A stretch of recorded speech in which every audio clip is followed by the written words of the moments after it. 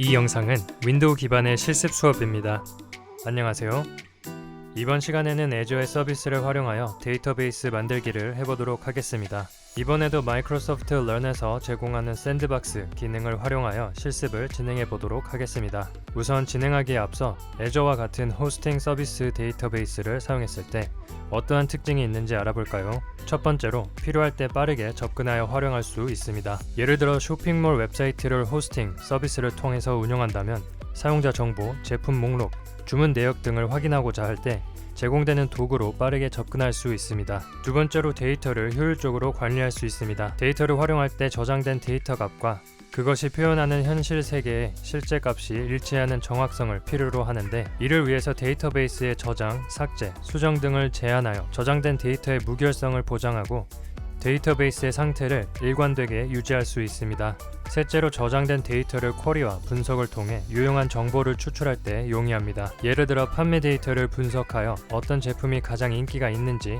고객들의 선호도는 어떤지 등을 파악하고자 할 때 추천을 받을 수 있습니다. 네 번째로 여러 사용자가 동시에 접근하고 작업할 수 있도록 해줍니다. 다수의 사용자가 동시에 데이터를 읽거나 쓸 수 있으며 이를 통해 효율적인 협업이 가능해집니다. 마지막으로 데이터베이스를 용량이나 성능 측면에서 확장 가능합니다. 웹사이트나 어플리케이션이 점점 더 많은 데이터를 다루게 되거나 트래픽이 증가할 경우 데이터베이스를 확장하여 대량의 데이터와 동시 요청을 처리할 수 있습니다.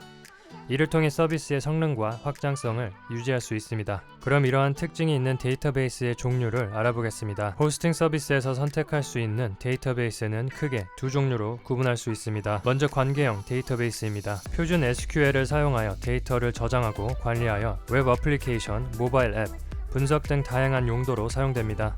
관계형 데이터베이스의 종류로는 Azure SQL Database, Azure Database for MySQL, Azure Database for PostgreSQL, Azure Database for Maria Database가 있습니다. 다음으로는 비관계형 데이터베이스가 있습니다. 분산 NoSQL 데이터베이스 서비스로 다양한 데이터 모델인 문서, 그래프, 열 지향, 키 값을 지원합니다. 그리고 글로벌 확장성과 빠른 성장을 제공하여 대규모 및 실시간 어플리케이션에 적합합니다. 대표적인 서비스로는 Azure Cosmos 데이터베이스가 있습니다. 이번 실습에서는 애저의 관계형 데이터베이스인 Azure SQL 데이터베이스를 배워보도록 하겠습니다. 마이크로소프트 런에서 애저 데이터베이스 및 분석 서비스 살펴보기를 검색하여 접속합니다. 이 학습 모듈에서 바로 4단위 연습 SQL 데이터베이스 만들기를 진행하도록 하겠습니다. 이 모듈을 완료하기 위해서는 샌드박스가 필요합니다. 샌드박스를 활성화시켜줍니다.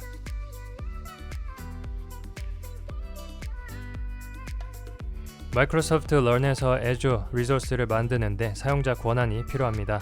권한 검토를 선택합니다.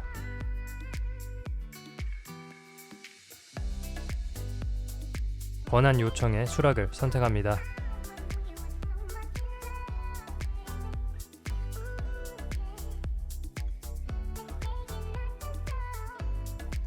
샌드박스를 활성화시켰다면 애저 포탈에 로그인을 합니다.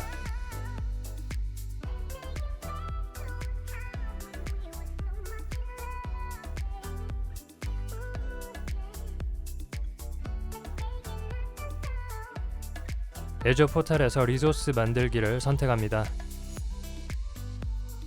SQL 데이터베이스 만들기를 선택합니다.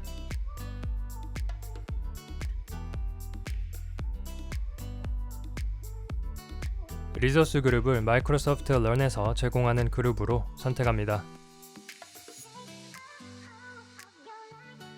데이터베이스의 이름은 db1으로 설정합니다.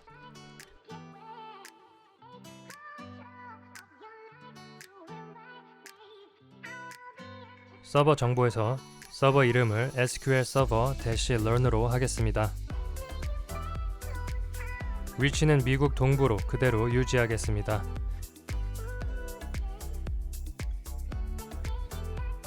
SQL 데이터베이스 서버에 접속하기 위해서 인증하는 방법은 SQL 인증 사용으로 설정하겠습니다.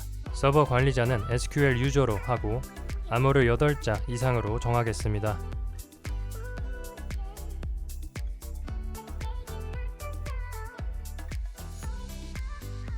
SQL 엘라스틱풀은 비용을 지불하고 데이터베이스의 성능을 비용에 맞춰 최적화시키는 기능인데 이번 실습에서는 사용하지 않도록 하겠습니다.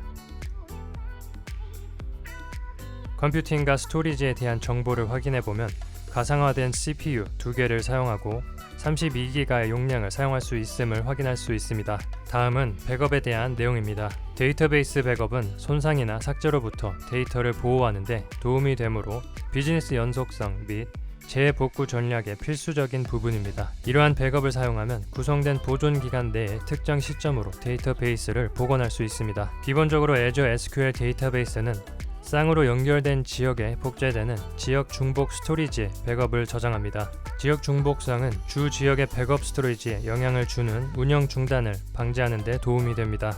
예를 들어 하드웨어 오류, 네트워크 또는 정전이나 대규모 자연 재해로부터 보호할 수 있습니다. 이 실습에서는 지역 중복 스토리지를 선택합니다. 주 지역의 단일 물리적 위치 내에서 백업을 동기적으로 3번 복사하고 그런 다음 쌍을 이룬 보조 지역의 단일 물리적 위치의 데이터를 비동기적으로 3번 복사합니다. 다음 네트워킹을 선택해서 넘어갑니다. 네트워크 연결은 퍼블릭 엔드포인트로 연결합니다. 퍼블릭으로 연결되면 가상 네트워크 외부에서 관리되는 인스턴스에 대해 데이터 접근이 가능하게 됩니다. 서버의 연결 정책 설정에 대해서는 리디렉션, 프록시, 그리고 경우에 따라서 둘 다 사용하는 기본값 옵션을 지원합니다. 리디렉션과 프록시의 차이는 애저의 내부에서 연결하는지 아니면 외부에서 연결하는지에 따라서 결정합니다. 리디렉션은 클라이언트가 데이터베이스를 호스트하는 노드에 직접 연결을 설정하여 대기 시간을 줄이고 처리량을 높입니다. 프록시 모드에서는 모든 연결이 애저 SQL 데이터베이스 게이트웨이를 통해 프록시되므로 대기 시간이 증가하고 처리량이 감소합니다. 이번 실습에서는 기본값을 사용합니다. 다음 보안으로 넘어갑니다. SQL용 마이크로소프트 디펜더 사용해서 나중에를 선택합니다. 나머지 설정은 기본값 구성되지 않으므로 둡니다. 다음 추가 설정으로 넘어갑니다. 추가 설정에서 새 데이터베이스에 백업 데이터나 샘플 데이터를 추가할 수 있습니다. 이 실습에서는 샘플 데이터를 추가하여 데이터를 가지고 있는 상태에서 실습을 시작하도록 하겠습니다. 데이터베이스 데이터 정렬은 데이터를 비교하고 정렬하는 규칙을 정의하는 부분입니다. 기본 데이터베이스 데이터 정렬로 진행하도록 하겠습니다. 검토 및 만들기를 진행하면 지금 만든 SQL 데이터베이스의 정보를 한눈에 확인할 수 있습니다. 만들기를 선택하여 서버 및 데이터베이스를 배포합니다.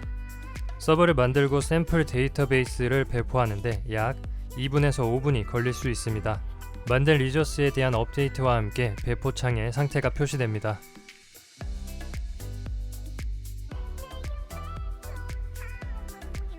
배포가 완료되면 리소스 이동을 선택합니다.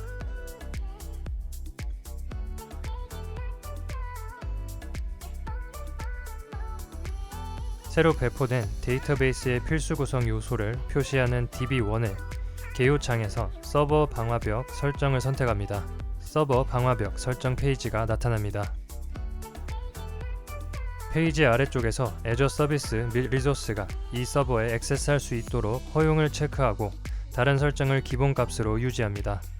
저장을 선택하여 방화벽 설정을 업데이트한 다음 방화벽 설정 창을 닫습니다. 이제 만들어진 데이터베이스를 테스트해 보도록 하겠습니다. SQL 데이터베이스 메뉴에서 쿼리 편집기를 선택합니다. 쿼리 편집기 창이 나타납니다. 데이터베이스를 만들며 설정한 로그인 계정을 입력하여 로그인합니다. 로그인을 시도하게 되면 지금 방화벽 규칙에 IP 주소를 사용하도록 설정해야 한다는 경고 문구가 뜹니다. 좌측 SQL 데이터베이스 메뉴에서 개요로 이동한 다음 서버 방화벽 설정을 선택합니다. 방화벽 설정 페이지가 나타납니다. 클라이언트 IP 주소 섹션에 IP 표시가 됩니다. 명령 모음에서 클라이언트 IPv4 주소 추가를 선택합니다. 그러면 시작 IP 및 종료 IP 필드에 IP 주소를 포함하는 규칙 이름이 추가됩니다. 저장을 선택하여 이 방화벽 규칙을 저장합니다. 그럼 우측 상단의 서버 방화벽 규칙을 업데이트했다고 알림이 나타납니다. 다시 쿼리 편집기로 이동하여 로그인을 시도합니다. 성공적으로 로그인하였습니다. 로그인 후 쿼리 창에 다음 SQL 쿼리를 입력합니다. 예제에 나온 SQL 쿼리를 실행하면 아래의 결과창에서 데이터가 나오는 것을 확인할 수 있습니다. 이 SQL 문에 대해서 분석을 하기 위해 새로운 쿼리 창을 만들고 여기서 차근차근 실행해 보도록 하겠습니다.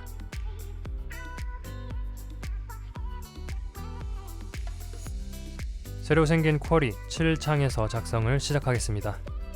좌측 테이블 드롭다운을 해제시키면 샘플로 들어있는 테이블들을 볼 수 있습니다. 먼저 어떠한 데이터가 들어있는지 확인하기 위해서 셀렉트 문으로 모든 데이터를 출력해 보겠습니다.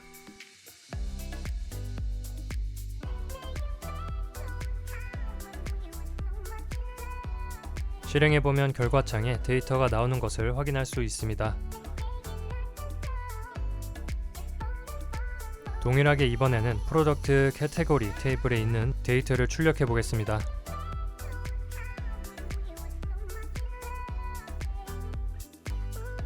하지만 두 개의 테이블이 동시에 나오도록 명령문을 작성하였기 때문에 하나의 테이블만 출력되도록 전에 사용한 명령은 주석 처리합니다.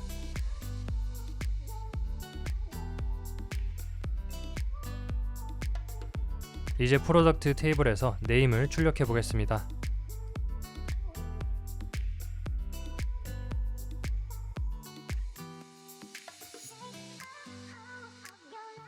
네임이 나왔으면 프로덕트 캐테고리 아이디도 나오도록 하겠습니다.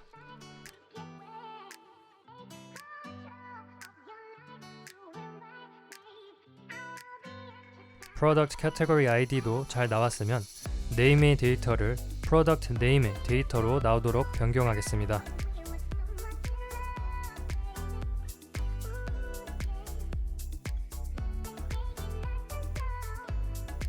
동일하게 프로덕트 캐테고리 테이블에 있는 데이터를 출력하되 네임의 데이터는 캐테고리 네임으로 출력되도록 하겠습니다.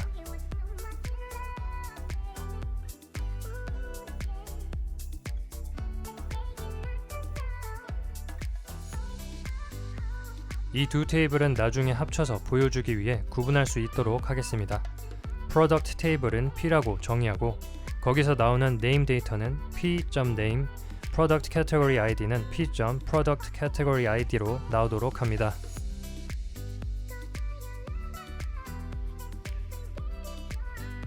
동일하게 Product Category 테이블에 있는 데이터도 PC로 정의하겠습니다.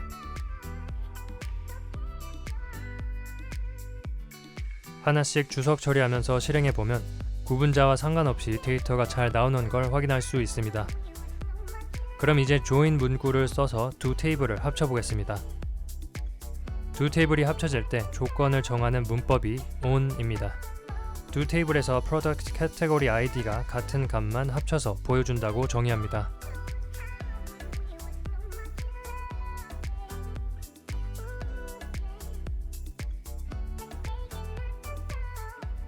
원하는 결과 데이터가 나오면 상위 20개의 결과만 보여지도록 top20 명령문을 추가합니다. 그리고 원하는 프로덕트 네임과 캐테고리 네임만 나오도록 수정해줍니다.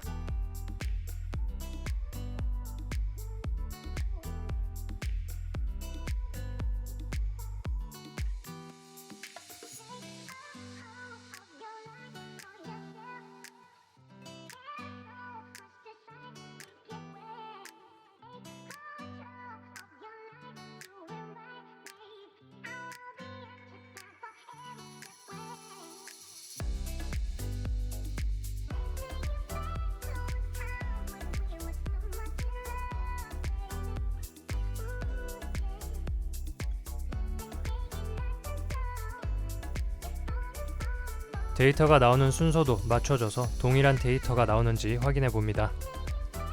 쿼리 1과 쿼리 7의 결과가 동일하게 나오면 여러분은 실습에 있는 예제와 동일한 SQL 문을 직접 만들어 본 겁니다. 이번 수업에서는 애조에서 SQL 데이터베이스를 만들고 해당 데이터베이스의 데이터를 성공적으로 쿼리했습니다. 추가로 실습에 있는 SQL 문을 분석하면서 데이터를 불러오는 것까지 해보았습니다. 그럼 다음 시간에 또 만나요.